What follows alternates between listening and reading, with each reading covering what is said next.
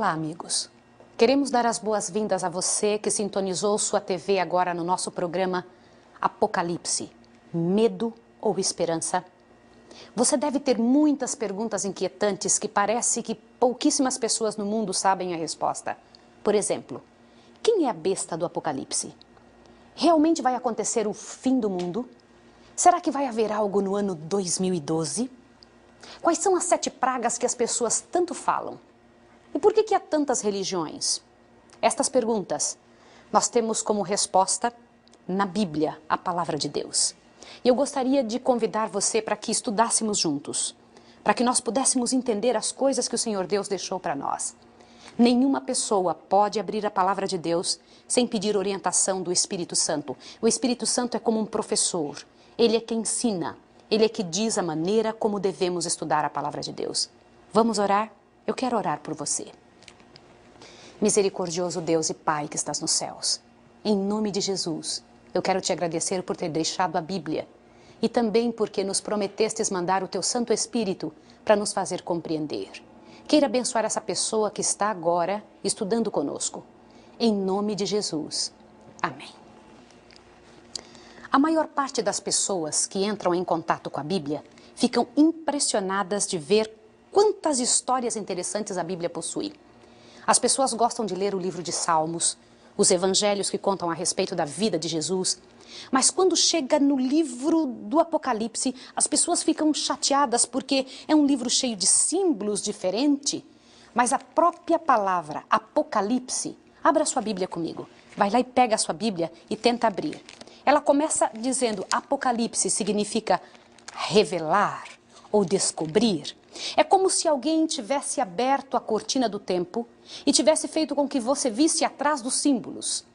O livro começa dizendo o seguinte, leia comigo, Apocalipse 1:1. Revelação de Jesus Cristo, que Deus lhe deu. Se o livro é a revelação de Jesus Cristo, então não é algo obscuro que não deve ser lido. Vale a pena entender.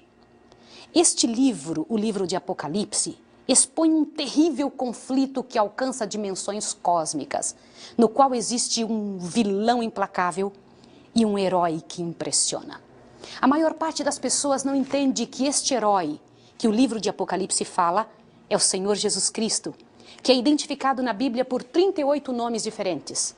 137 vezes Jesus é mencionado só nos primeiros 3 capítulos do Apocalipse.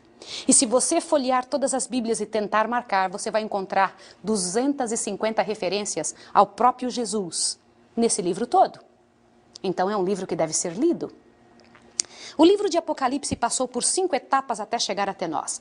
Se você abrindo o livro de Apocalipse no capítulo 1, verso 1, você vai encontrar essas 5 etapas. Vamos ler juntos? Diz o seguinte. Revelação de Jesus Cristo que Deus lhe deu para mostrar aos seus servos as coisas que em breve devem acontecer. Eles a enviou aos seus anjos e a notificou ao seu servo João. Por que Jesus falou em parábolas e nos deu o livro de Apocalipse em símbolos? Eu preciso lhe explicar algo interessante. Se você abrir a sua Bíblia em Apocalipse 1, verso 9, o próprio João está explicando o que estava acontecendo. Veja bem. Eu, João, irmão vosso, e companheiro convosco na aflição e no reino e na perseverança em Jesus, estava na ilha chamada Patmos por causa da palavra de Deus e do testemunho de Jesus. João tinha cerca de 90 anos, um dos apóstolos de Jesus, e sofreu imensamente por acreditar e confiar em Jesus Cristo. Nessa ocasião, em que ele estava nessa ilha chamada Patmos, ele foi enviado para lá por causa do imperador Domiciano, que o mandou para uma ilha de segurança máxima, para que ele não mais pregasse e falasse sobre Jesus. E ali naquele lugar, num dia do Senhor, qual é o dia do Senhor na Bíblia? No dia do Senhor, João recebeu uma das suas primeiras visões. E Deus usou a maneira correta de falar com ele. Só que, ao falar para João, deu em símbolos. Estes símbolos de animais, animais saindo de água, animais andando em certos locais, voando. Por que em símbolos? Os próprios símbolos não impedem a compreensão, porque a própria Bíblia nos ensina de que maneira que devemos compreender quais são estes símbolos. Nenhuma profecia deve vir de particular interpretação. Por exemplo, O que significa animal, besta? Se você procurar em Daniel, capítulo 7, volta a sua Bíblia um pouco, você vai ficar impressionado de observar Daniel 7, verso 25. Ali fala de um destes animais. Diz o seguinte: disse-me ele, o anjo, o quarto animal será o quarto reino na terra. O que você acabou de compreender? Animal é reino. Toda vez que em profecia você encontrar essa palavra animal, você sabe que é um dos reinos da terra. E você pode até me perguntar, mas Maísa, o que é reino animal? Por que isso? Os reinos da terra, por exemplo, Estados Unidos é um reino, o Brasil é outro reino, Japão outro reino e assim por diante. E se eu disser que eu vi um animal saindo das águas? O que são águas no Apocalipse? Águas, se você for em Apocalipse 17, vai lá para o livro de Apocalipse. Lembre-se, nenhum de nós pode procurar interpretar por nós mesmos o que diz a palavra de Deus. Apocalipse 17 diz o seguinte: encontre e você vai ficar impressionado. O segundo símbolo descrito pela própria Bíblia. Apocalipse 17, verso 15. Então o anjo me disse: as águas que vistes, onde se assenta a prostituta, são povos, multidões, nações e línguas. Você acabou de aprender o segundo símbolo do Apocalipse. O primeiro é que todo animal na profecia é um reino. O segundo símbolo é que se você vê águas na profecia, são povos, multidões, nações e línguas. Então, se eu disser para você, eu vi um animal saindo do meio das águas, eu estou dizendo, foi visto um reino sair de uma multidão de pessoas. Existe um outro símbolo interessante chamado dia profético. O que é um dia na profecia? Volte a sua Bíblia em Ezequiel. Ezequiel, lá no Antigo Testamento, capítulo 4, dá essa descrição completa do que significa dia profético. Ezequiel capítulo 4, verso 6. Leia junto comigo. Quando tiveres cumpridos estes dias, tornar-te-á a deitar sobre o teu lado direito, e levarás a maldade da casa de Judá 40 dias. Um dia te dei para cada ano. Um dia te dei para cada ano. O que você entendeu disso? Um dia profético é igual a um ano. Então, novamente, se você puder ler lá na profecia, lá no Apocalipse, lembre-se que isto só vale para os livros proféticos da Bíblia. Se você ler no Apocalipse e vi um animal saindo do meio de muitas águas e que viveu por 40 anos, se você agora conseguir traduzir, você vai encontrar: vi um reino saindo do meio de muitas pessoas e que viveu 40 anos. Ok? É isso que nós precisamos compreender. Isso vai encher o seu coração para que você possa compreender o que Deus gostaria que você compreendesse. Mas nós podemos confiar nas profecias? Elas são verdadeiras ou não? Volta na sua Bíblia um pouquinho antes de Apocalipse, no livro chamado 2 Pedro. 2 Pedro nos responde se nós podemos confiar ou não nas profecias que encontramos na Bíblia. Afinal, existem tantas pessoas que falam de profecias. Será que as da Bíblia são verdadeiras? 2 Pedro 1, verso 20, diz o seguinte: acima de tudo, lembrai-vos que nenhuma profecia da Escritura é de particular interpretação. Mas agora veja o 21. Pois a profecia nunca foi produzida por vontade dos homens, mas os homens santos de Deus falaram movidos pelo Espírito Santo. Você pode confiar na profecia ou não? Pode. E deve. É uma bênção poder estudar essas verdades que nós encontramos aqui. O Senhor nos diz que devemos tomar cuidado toda vez que formos interpretar a profecia. Uma das razões pelas quais nós devemos tomar cuidado está lá em Apocalipse 22. Vai lá em Apocalipse 22, existe algo muito sério. Quando alguém pega a Bíblia, ao estudar, dá uma interpretação que ela mesma quiser. Apocalipse 22, 18 diz o seguinte: eu advirto a todo aquele que ouvir as palavras da profecia deste livro. Se alguém lhe acrescentar alguma coisa, Deus acrescentará as pragas que estão escritas nesse livro. Leia também agora o verso 19. Se alguém tirar qualquer palavra do livro desta profecia, Deus tirará sua parte da cidade santa e da árvore da vida, que estão escritas neste livro. Isso não é coisa muito séria? Deus tem um plano muito sério para você. E esse plano é que você compreenda a Bíblia na sua totalidade. Que você não interprete por você mesmo e que nem aceite interpretações humanas. Quanto da Bíblia é inspirada? Será que só o Novo ou o Velho Testamento? Volte na sua Bíblia em 2 Timóteo. Dê uma olhadinha que a própria Bíblia tem que responder. O livro de 2 Timóteo nos dá essa resposta e enche o nosso coração para que a gente possa compreender qual seria a vontade de Deus a que, quando compreendêssemos isso, tivéssemos isso dentro do nosso coração. 2 Timóteo 3, verso 15 e 16. E que desde a infância sabe as sagradas letras, que podem fazer-te sábio para a salvação pela fé que há em Cristo Jesus. Toda Escritura é divinamente inspirada por Deus. Ela é útil para ensinar, para corrigir e para ensinar em justiça. Quanto da Escritura é inspirada por Deus? Toda a Escritura. Que segurança que temos que podemos compreender o significado das revelações que Deus deu nesse livro sagrado? Será que nós vamos compreender ou vai dizer, eu não entendo dessas coisas? Abra sua Bíblia em São João 7,17. O nosso Senhor Jesus deixou ali algo interessante para que você e eu pudéssemos ter essa segurança que nós precisamos. São João 7, verso 17, diz o seguinte: se alguém quiser fazer a vontade de Deus, descobrirá se o ensino vem de Deus ou se eu falo por mim mesmo. A primeira coisa que você deve saber é que, com certeza, você vai entender. Se você deseja saber a vontade de Deus, Deus lhe fará compreender. Mas Jesus fez uma promessa para todas as pessoas que obedecem aquilo que está dentro das Escrituras, principalmente o que estiver nas profecias. Vai em Apocalipse de novo, capítulo 3. Apocalipse 3 traz algo impressionante, que é uma promessa do próprio Jesus para todas as pessoas que estudarem a respeito disso. Apocalipse 3, verso 10, diz o seguinte: visto que guardastes a palavra da minha perseverança, também eu te guardarei na hora da provação que há de vir sobre o mundo todo para provar os habitantes da terra. O que você acabou de ver? Jesus está dizendo que realmente vai haver uma grande provação na terra, mas ele está garantindo para você que se você obedecer o que está escrito no Apocalipse, nestas profecias, Deus vai te guardar na hora da provação que vai acontecer no mundo todo. Isso não enche seu coração de esperança? Como descreve o Apocalipse a grandiosidade do nosso Senhor Jesus Cristo? Apocalipse 1 vai mostrando quem é Ele. Não disse que Apocalipse é a revelação de Jesus? Então vamos ver como é que Jesus foi revelado para João.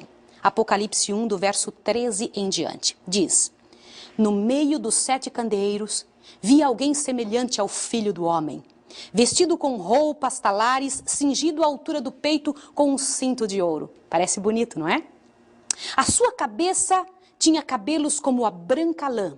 Eram brancos como a neve, e os seus olhos como chamas de fogo. Os seus pés eram semelhantes a latão reluzente como que refinado numa fornalha, e a sua voz era a voz como de muitas águas. Isso não impressiona? Mas quando nós lemos dessa maneira, nós imaginamos cabelos brancos, nós pensamos em velhice. Estes olhos vermelhos dessa maneira, imaginamos algo assustador. Mas não é isso. Esses cabelos brancos é somente a cor que é apresentada. Jesus ainda tem muita louçania e a beleza da juventude e vai ter para sempre. E ele é apresentado glorificado, brilhando muito. Quando fala em latão reluzido, era que o brilho era imenso, muito grande, que saía dele. Nas visões do Apocalipse, nós encontramos diversos livros. Fala de livros ali, os quais afetam diretamente o nosso destino. E nós podemos observar estes livros através de alguns exemplos. Aí mesmo em Apocalipse 3, verso 5, fala de um certo livro. Que livro é esse? O que vencer será vestido de vestes brancas, e de maneira nenhuma arriscarei o seu nome do livro da vida, mas confessarei o seu nome diante de meu Pai e diante dos seus anjos. Jesus é sempre cheio de surpresas agradáveis. Que livro é esse? Livro da vida. Apocalipse 21, vai para frente um pouquinho. Você encontra novamente falando sobre livros. Apocalipse 21 diz o seguinte, Apocalipse 21, verso 27. E não entrará nela, lá na cidade de Deus, coisa alguma impura, nem o que pratica abominação ou mentira, mas somente os que estão escritos no livro da vida do Cordeiro. Que livros são esses? Volta a página um pouquinho da Bíblia, em Apocalipse 20, verso 12. E vi os mortos, grandes e pequenos, os quais estavam diante do trono, e abriram-se livros. Aqui você vê livros no plural. Abriu-se outro livro, que é o livro da vida. Então você vê que não existe só o livro da vida. Existem outros livros que também estão no plural. Os mortos foram julgados pelas coisas que estavam escritas nos livros, segundo as suas obras. Sabe o que é interessante notar? Todos os livros que nós lemos são mencionados em conexão com o juízo. O que nos explica que os que são salvos têm os seus nomes no livro da vida. Por outro lado, serão apagados deste livro os nomes dos que rejeitam a Jesus. Não é o seu caso, não é o meu. Nós amamos o Senhor Jesus Cristo. Mas lá no capítulo 4 e 5 do Apocalipse, volta um pouquinho. Você vai ver que ali é apresentada uma cena de muita angústia vivida por João. João estava descobrindo que existia um certo livro no céu, escrito por dentro e por fora, cheio de selos. Os selos eram 7. E nenhuma pessoa conseguia saber o que existia dentro desse livro. Um livro misterioso, escrito por dentro e por fora, e que estava na mão de um anjo. A maior parte das pessoas não sabe o que contém ali.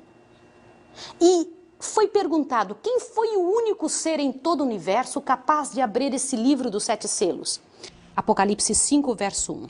Vi na mão direita do que estava sentado sobre o trono um livro escrito por dentro e por fora, selado com 7 selos. Vi também um anjo forte, bradando com grande voz, dizendo: quem é digno de abrir o livro e lhe romper os selos? Ninguém no céu e nem na terra fora achado digno de abrir o livro, nem ler e nem olhar para ele. Lembre que nós falamos que livros no céu falam a respeito das obras das pessoas. E existe também o livro da vida, aquele livro onde Jesus escreve o nome das pessoas que estão salvas, que são julgadas e são escritas como salvas. Mas aqui em Apocalipse 5, verso 9, foi mostrado quem é a pessoa digna em todo o universo de abrir o livro. Diz o seguinte: e cantava um cântico novo dizendo: digno és de tomar o livro e de abrir os seus selos, porque fostes morto e com o teu sangue nos compraste para Deus, homens de toda tribo, língua, povo e nação. Realmente, abaixo do céu, não existe nenhum outro nome dado entre os homens pelo qual importa que sejamos salvos. Mas desde quando existia o nosso Senhor Jesus Cristo? Vamos deixar o próprio Jesus responder. Eu quero que você abra a sua Bíblia no livro de São João. Aliás, foi João, o mesmo escritor do Apocalipse, que escreveu o Evangelho de João. São João 17, verso 5 diz o seguinte, eu vou ler para vocês. E agora, Pai, glorifica-me em tua presença, com a glória que eu tinha contigo antes que o mundo existisse. Isso não é interessante? Quando Jesus nasceu da barriga de Maria, ele já existia há muito tempo, ele simplesmente encarnou na barriga de Maria. Em Miqueias 5, volta a sua Bíblia um pouquinho, Miqueias é lá no Velho Testamento. Veja que tudo que tem no Novo Testamento tem que ter no Velho Testamento também. Miqueias capítulo 5, verso 2, você encontra a seguinte declaração. Mas tu, Belém Efrata, posto que pequena entre as milhares de Judá, de ti me sairá aquele que há de reger e reinar em Israel, cujas saídas são desde os tempos antigos, desde os dias da eternidade. O que você sente sobre isso? Jesus sempre existiu. Um dia ele encarnou na barriga de Maria, mas qual era a natureza de Cristo antes de sua encarnação? Romanos 9 dá essa explicação. Vá à sua Bíblia, em Romanos fica um pouquinho após o livro de Atos. Romanos capítulo 9, você vai encontrar o que é que foi dito a respeito de Jesus no verso 5. Diz o seguinte, dele são os patriarcas, e deles descende Cristo, segundo a carne, o qual é sobre todos, Deus bendito eternamente. Amém. Ele já era Deus antes de que ele encarnasse em Maria. Mas desde quando estava decidido que se o homem caísse em pecado, Jesus haveria de morrer em seu lugar? Quando foi que Jesus decidiu morrer no lugar do pecador? Abra sua Bíblia em 1 Pedro.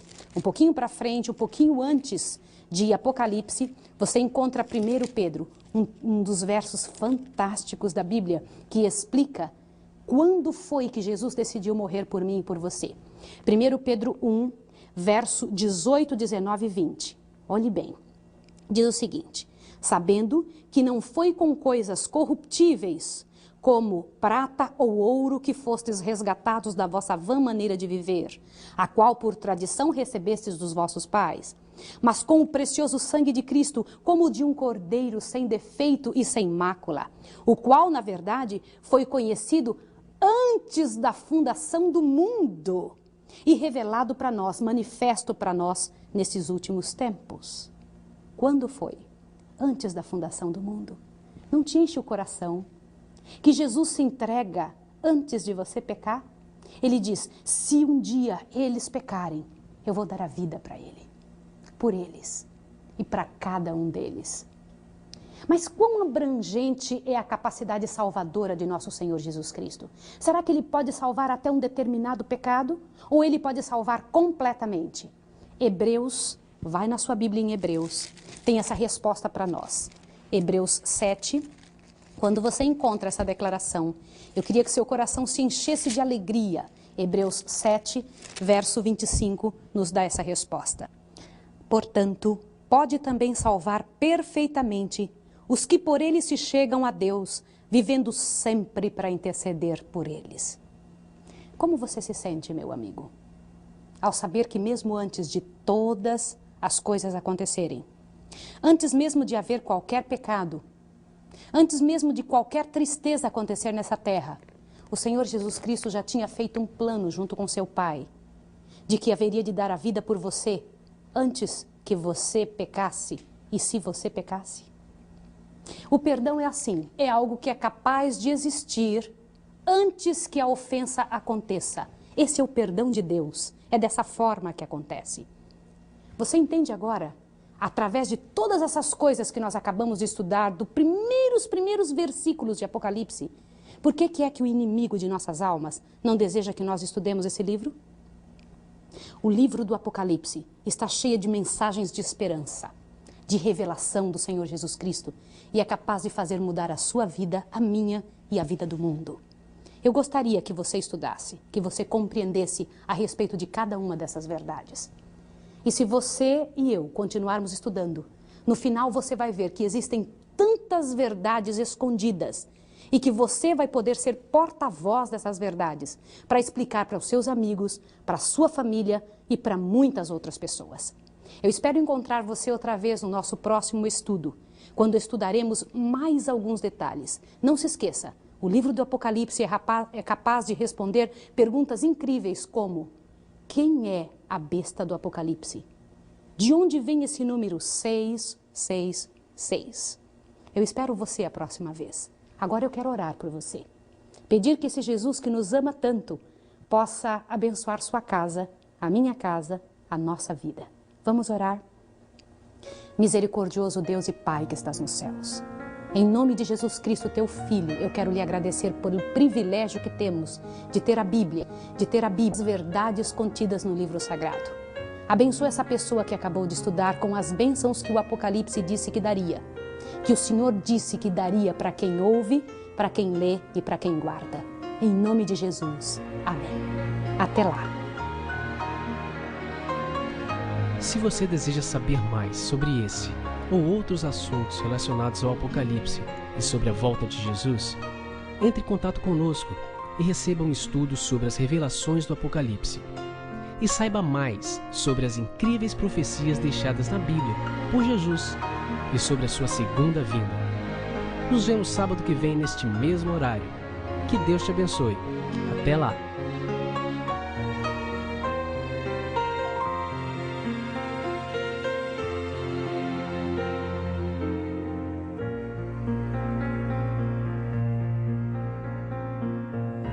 Ao andar com ele ao lado, como amigo se mostrou, não estranho, mas um pai que sentia